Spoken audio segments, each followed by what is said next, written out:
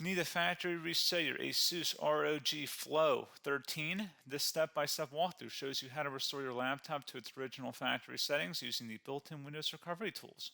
So this should hopefully be a pretty straightforward process, guys, and without further ado, let's go ahead and jump right into it. It's supposed to not delete your personal files.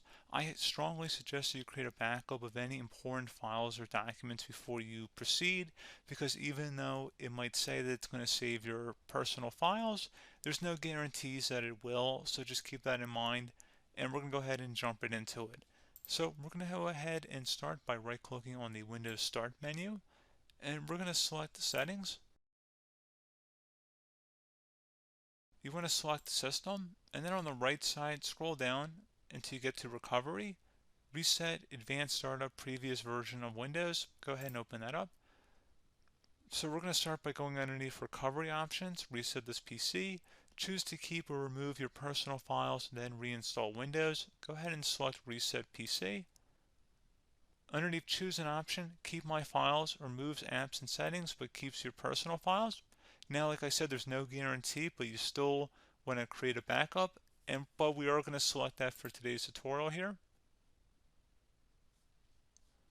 And it's going to ask how would you like to reinstall Windows. I usually do a local reinstall, so that's what I'm going to select.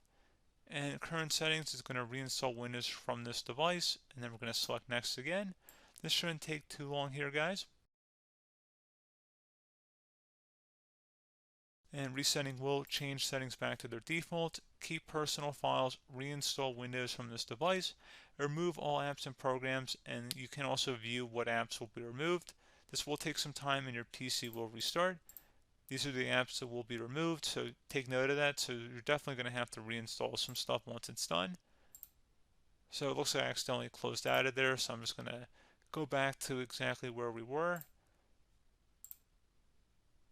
And we're just going to go ahead and proceed with the reset here and select reset.